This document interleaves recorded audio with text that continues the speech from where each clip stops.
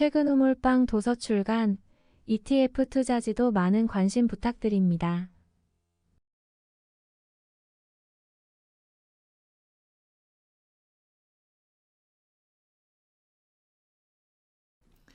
안녕하세요. 퇴근은 몰빵입니다. 오늘은 최근에 우주항공 쪽 산업이 계속해서 떠들썩하고 내년에는 우주항공 산업이 시장에서 더 주목도가 높아지지 않겠냐 생각하고 있어서 관련해서 한번 소개를 해보려고 합니다.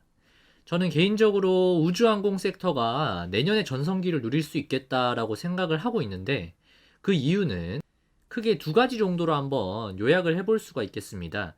첫 번째는 정부에서 적극적으로 추진하고 있는 정책 주도의 사업이다 라는 것이고, 두 번째는 발사 비용이 계속해서 내려옴에 따라서 이 시장이 본격적으로 개화할 것이라고 생각하는 것입니다. 그 내용에 대해서 하나씩 이야기를 해보도록 하죠. 사실 과거에는 항공우주 쪽 산업은 정부에서 준비를 해오는 국가개발 사업이었기 때문에 민간 사업자들에게 돌아가는 파이도 크지 않았고 개인들에게 관심이 그렇게 없었던 산업이라고 생각을 하는데요. 뒤에서도 말씀을 드리겠지만 일론 머스크가 주도한 스페이스X가 내년 이후로 증시에 상장할 것으로 기대가 되기도 하고 한국에도 관련 기업들이 내년에 상장이 다수가 예정이 되어 있는 것으로 확인을 했습니다. 이 표에서 보시다시피 초소형 위성 업체나 로켓 관련 사업을 하는 여러 업체들이 내년도에 증시에 상장할 계획으로 주관사를 선정을 해놓은 상태입니다.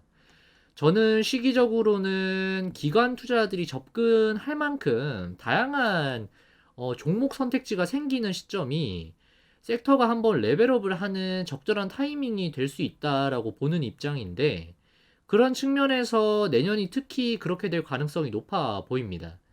이제 시장이 더 이상 수면 아래에서 싸우기에는 너무 중요해진 시장이고 사이즈도 그만큼 이미 커졌다고 보는데요.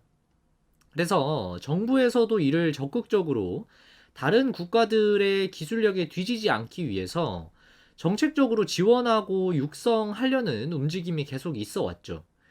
윤석열 대통령의 공약이기도 한데 우주항공청 설립을 위해서 적극적으로 특별법 발의를 추진을 하고 있는데요. 기사를 보시면 알 수 있겠지만 원래는 연내로 법안이 통과가 될 것으로 기대가 됐으나 국회에서 올해 마지막 본회의 때 안건 상정에 실패하면서 내년으로 기대감이 살짝 늦춰진 부분이 있습니다. 저는 개인적으로 당연히 통과가 될 것으로 보고 있고 국가의 역할이 그만큼 중요한 산업인 만큼 이 부분이 우주항공 섹터가 움직이는 신호탄의 역할을 할 수도 있겠다라고 생각을 하고 있어요. 이 표를 한번 보시면 글로벌 위성 발사의 대수는 지난 2020년 이전 대비해서 2021년 이후부터 해서 앞으로 10년간 가파른 증가 추세를 보일 것으로 기대하고 있고 성장폭이 무려 4.5배나 될 것으로 기대를 하고 있습니다.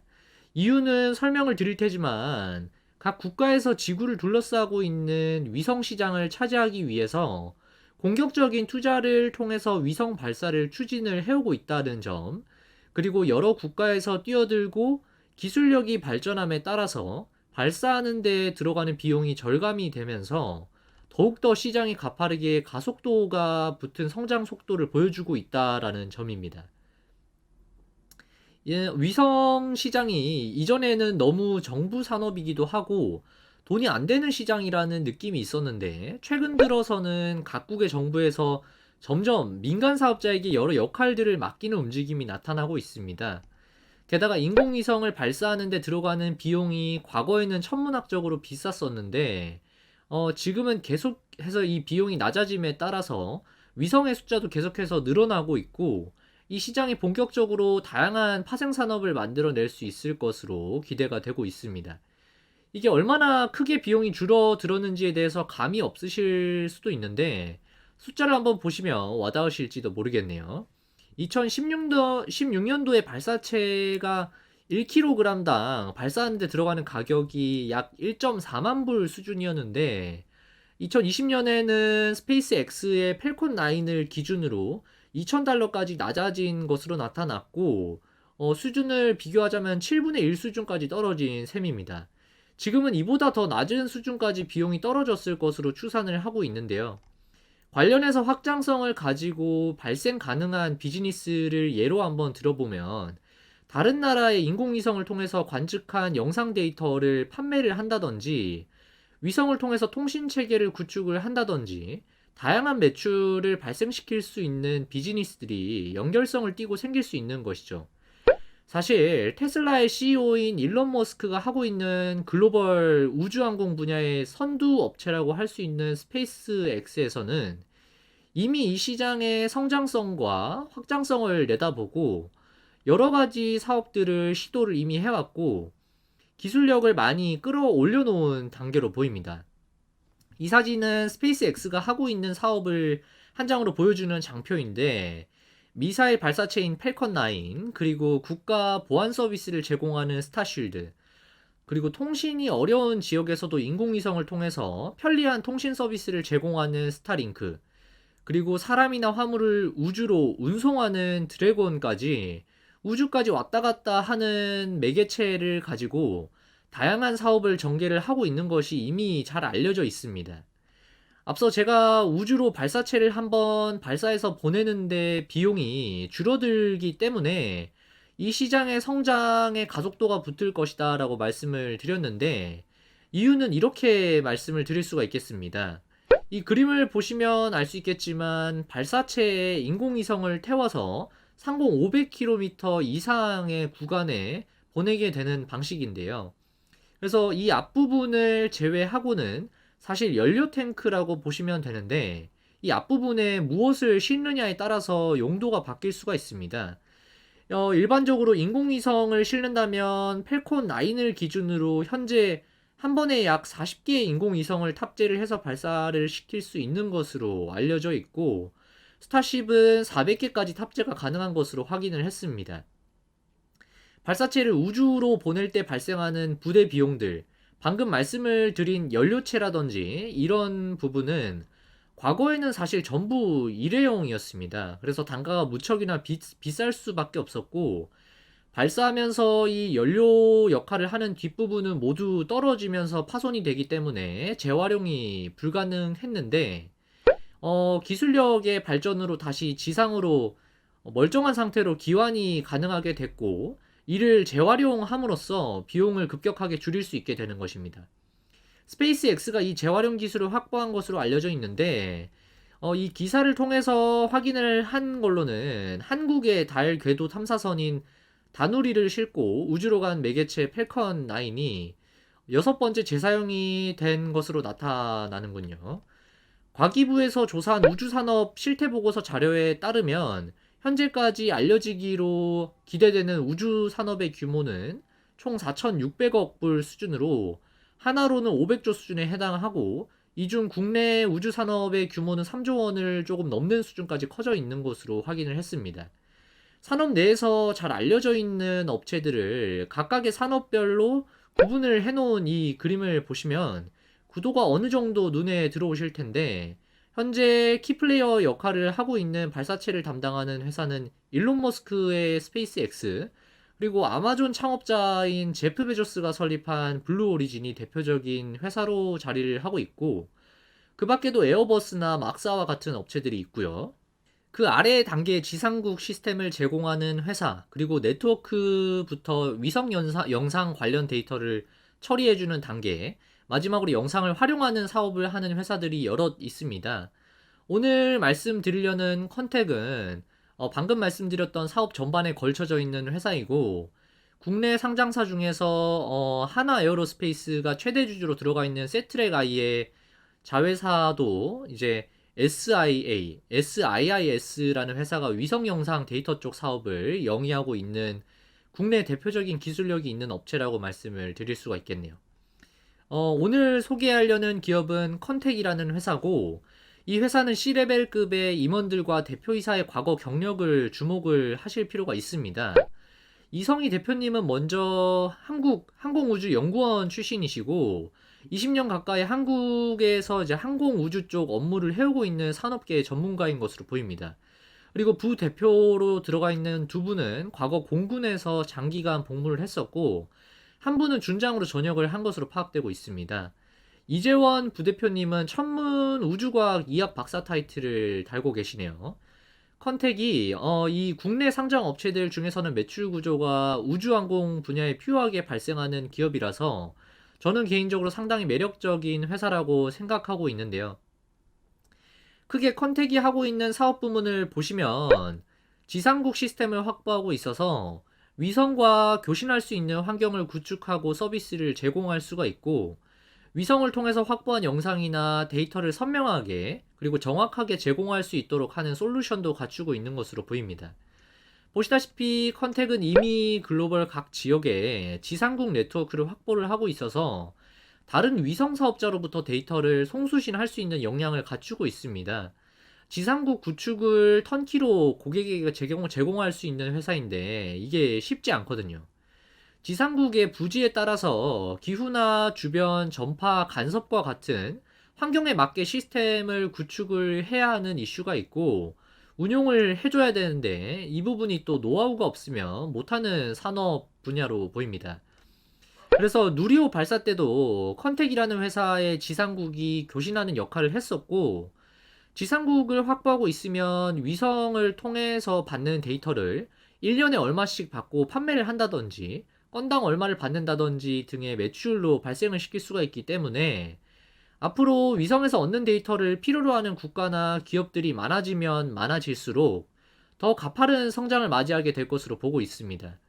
현재까지는 관측 데이터를 활용하는 시장이 국방 수요가 큰 비중을 차지하고 있지만 앞으로 스마트 시티나 에너지, 해양 물류뿐만 아니라 농작물 관리의 측면에서도 앞으로 다양한 시장에서 이를 필요로 할 것으로 보이고 여기에 또 투자를 할 것으로 기대가 되고 있어서 이 데이터들을 AI를 통해서 적절하게 제공하는 비즈니스를 컨택해서 이미 준비를 해오고 있으니까 상당히 매력적인 것으로 보고 있습니다.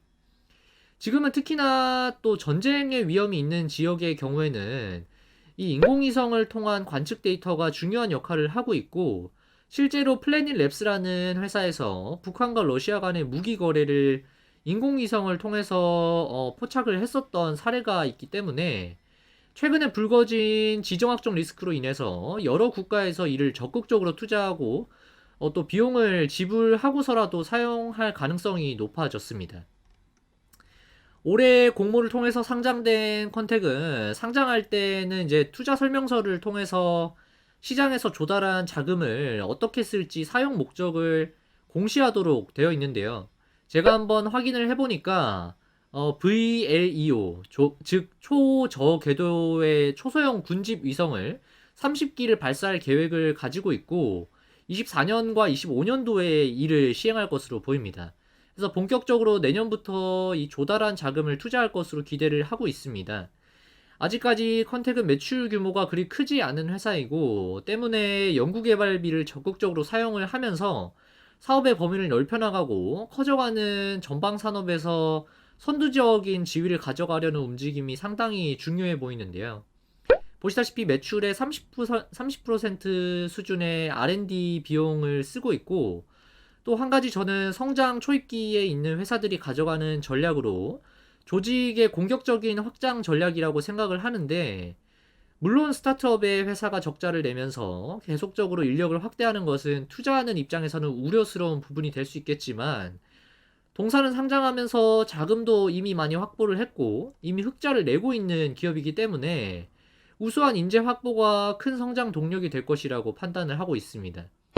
보시다시피 2020년도에 40명 수준이었던 회사 인력이 최근에는 100명에 근접하는 수준으로 약 2배 이상 규모가 커졌고 공시 자료를 통해서 확인을 해봤더니 전체 인력의 85% 정도가 연구개발 인력이라고 하고 이 중에 또 38%가 석박사 학위를 가지고 있는 능력 있는 인재라는 점이 주목할 만한 포인트라고 생각을 합니다.